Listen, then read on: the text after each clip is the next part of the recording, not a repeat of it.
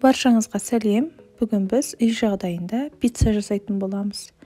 Ыдысымызға жылы суымызды құямыз. Аштығымызды саламыз.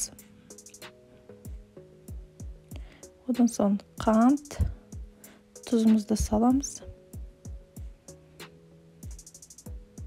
Ұнымызды салып, жұмсақ қамыр елейміз. Ұнын көп салып қоймаңыздар. Қамырларыңыз қатты болып кетпесін. Сәл қолға жабысып тұратындай қамыр болуы керек.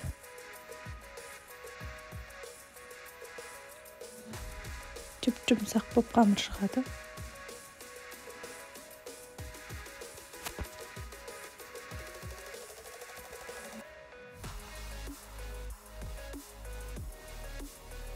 Қамырымыз дайын болып қалды.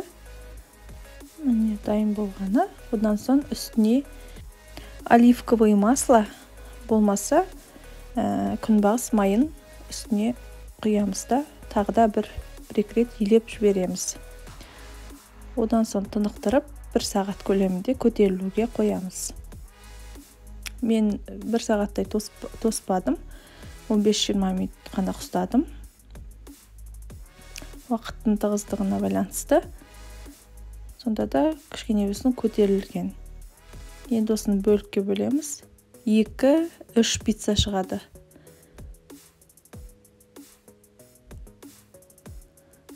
Өйстіп формамызға домалақ қылдырып жайып шығамыз қамырымызды қолымызбен.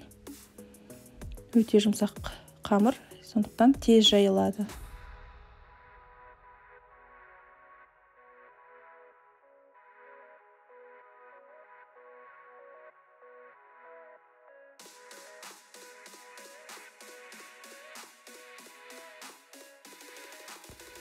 Міне бір қалыпты форма шықты.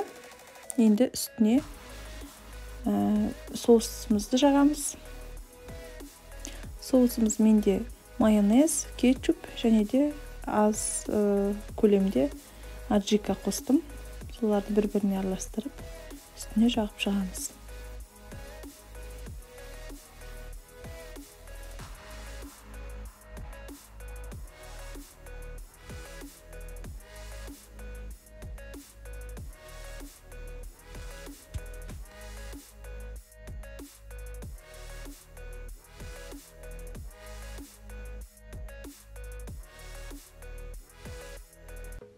Соусымызды жағып болған соң, жаңағы үккіштен өткізіп қойған сырымызды себеміз.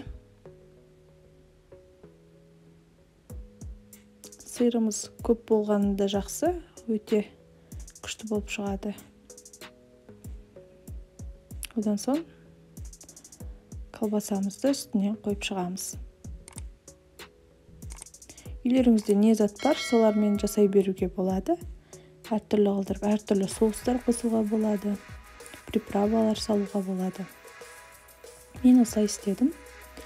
Міне дайын болды. Өте дәмді, өте жұмсақ болып шықты. Жасап көріңіздер. Бір істегеннен шығады бұл рецептпен. Қалағаныңызбен дәмдеуіштерді қосып жасасаңыз болады.